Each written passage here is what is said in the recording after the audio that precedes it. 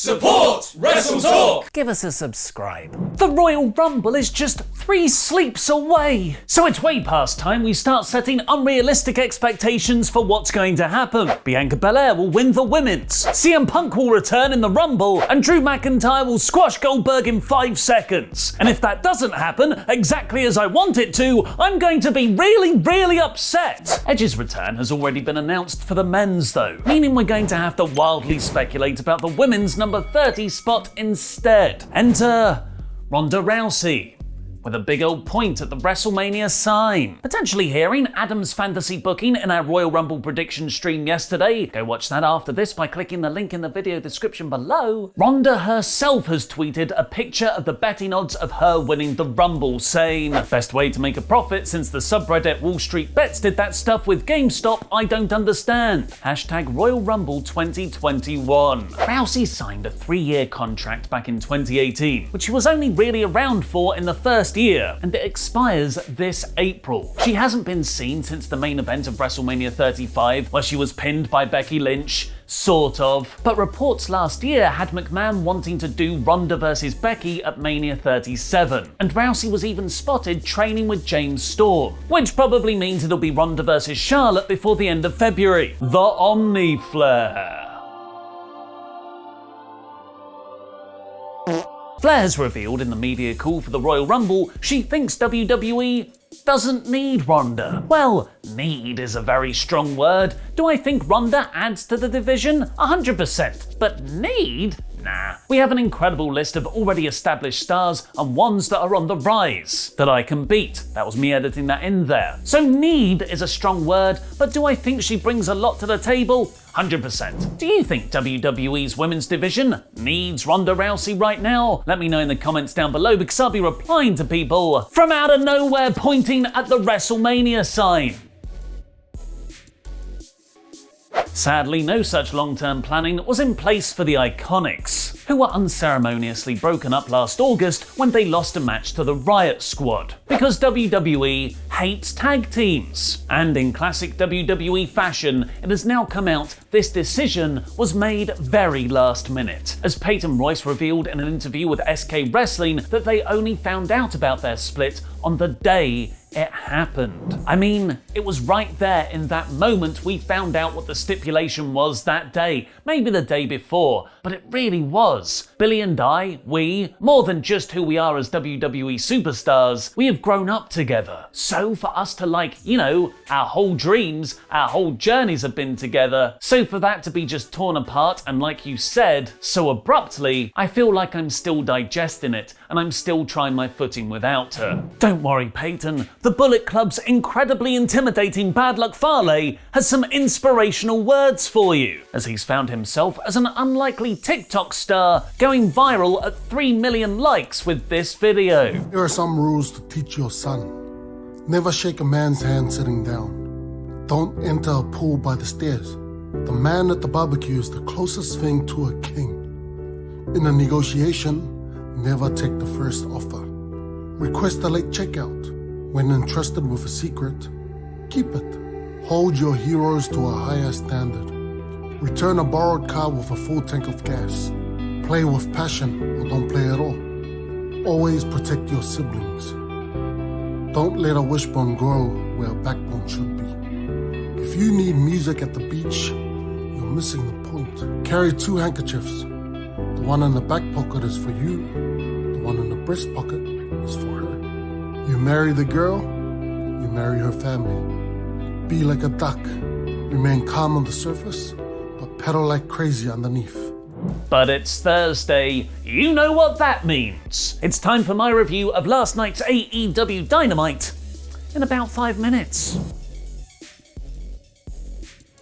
To open the show, we just casually got a match between Lance Archer and Eddie Kingston that's been building since the 5th of September. Even TV match openers are epic here. Unfortunately, there were problems with the TNT broadcast at the start of Dynamite, so a portion of viewers missed out on this awesomely physical match. Lance told Jake the Snake to stay backstage, seemingly in a point of honor, as Eddie hadn't brought out his family. It set up a great story of Archer beating Kingston up loads, including a brutal brutal chokeslam over the top rope onto the ring apron, which, I don't know if you know this, is the hardest part of the ring, but enjoying himself too much. He kept declining to make the pin, instead spending approximately 80% of the match murderously staring into the camera. Jesus, Lance, just pin him already. This was all geniusly revealed to be part of Kingston's plan. The Butcher and the Blade distracted Lance with Jake's beaten up body, while the Bunny slipped Eddie the Brass Knucks to win with a wicked back fist. It's a shame Archer has been lost in the shuffle since his positive COVID result in September, but at least the booking protected him somewhat in defeat. Moxley cut a promo on being confused by all the various feuding factions in AEW, admitting he's just a simple two-ball guy. He likes his beer cold, his coffee hot, and his sex in the morning, because that's a good way to start the day. I'm the same, Mox. I'm a blokey bloke man who likes sex and beer. I'm a man. Sting and Darby Allin said they're hoodlums and then smashed an abandoned warehouse's windows. Oh, the rascals! And then Team Taz answered later on by beating up a merch stand. Despite that great TNT title match, the surrounding story just isn't that engaging here. The official tag team of the Inner Circle, Chris Jericho and MJF, took on the Varsity Blondes, where all I could focus on was Griff Garrison's majestic hair floating in the wind like a merman's flowing locks in the cool, refreshing sea. I wish I had more hair.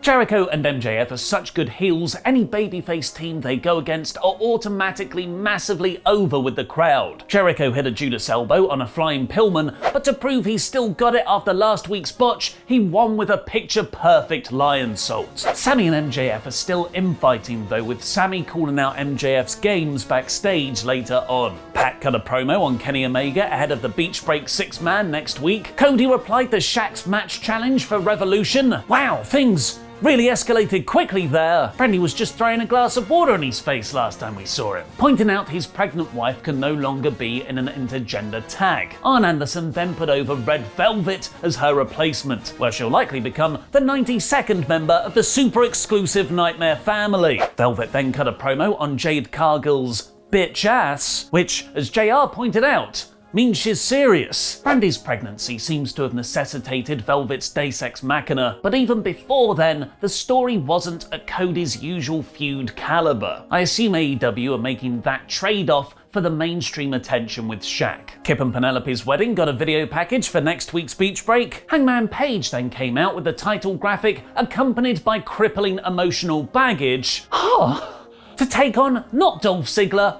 his real-life brother Ryan Nemeth. Nemeth wrestled just like early 2010s Dolph, before he was ruined by WWE with a headstand during a submission and hip thrust, leading Ziggler to call him the Paris to his Nikki Hilton on Twitter. Most interesting though was Matt Hardy appearing at ringside to scout Page. Following Hangman's victory, Hardy cut a seemingly sincere promo, offering Page a place in his locker room as Hangman has found himself isolated from the rest of the roster. I love the story that everyone wants to be the one to fix Page, but for their own reasons. For the Dark Order, it was friendship. For Hardy, it's most likely a bloodsucker who sees someone he can exploit. In my most anticipated match of the night, Dax Harwood then took on Jungle Boy with the brilliantly 80s stipulation of both Tully Blanchard and Cash Wheeler being handcuffed to Luchasaurus at ringside to stop them from interfering. It provided a terrific extra layer of psychology to what was an excellent in-ring match. It was such a treat to see Dax in singles competition, and Jungle Boy has that intangible something that makes him such an exciting wrestler to watch grow. And shockingly, Harwood tapped in the snare trap. FTR then beat down Jungle Express afterwards, even cruelly cutting off Luchasaurus's horns. This isn't just a great feud, which will have great matches, it's going to make Jungle Express an even better team coming out of it. Ahead of her match against Thunder Rosa next week, Britt Baker took on Shayna in a fun back and forth, which Baker won with the lockjaw. But far more devastating was Britt's shot at the Rhodes family on Twitter, sharing leaked images of the next line of AEW action figures, which includes 6 Codys in different coloured pants, Brandy, their dog, and a pram. I don't care if that's a joke, I'm ordering it now. And the main event saw the Young Bucks team with the Good Brothers against the Dark Order. It was so great to see Gil Anderson cutting a full-on goofball promo before the match, which brought a story layer with it as Kenny entered, wanting to talk with the Bucks about Don Callis, who was wearing an even larger bandage than before. Is Don trying to drive a wedge between Omega and the Bucks? Are the Good Brothers in on it? Is Kenny in on it? These are great week-to-week story beats. And the match itself was tremendous. Everyone got a chance to shine, particularly the AEW home team of the Dark Order. Stu Grayson is John Silver before John Silver, and John Silver is John Silver now. And on the other side of the ring, watching Gallows, Anderson and the Bucks work together had cathartic Bullet Club reunion chills running down my spine. The Bucks won in the end, and then cut a promo saying if they win next week's Tag Team Battle Royal, they can choose their opponents for Revolution, and teased it'll be the Impact Tag Team Champions, the Good Brothers. Then Phoenix and Moxley ran down for a brawl because we've got an Elite versus them 6-man next week. What did you think of this week's Dynamite? Let me know in the comments down below. I love this episode. The wrestling, the storytelling, the variety, and it's only set to get better with next week's stacked Beach Break. We're living through one of the greatest wrestling TV runs in this sport's history. This week's Dynamite is 4 out of 4 again. Scary Royal Rumble plans have been leaked, John Cena's return has been spoiled, and more. Click the video on the right to find out what's happening. And watch our Royal Rumble predictions by clicking the video below that. Subscribe to WrestleTalk for daily wrestling news. I've been Mr. Davis. Jam that jam.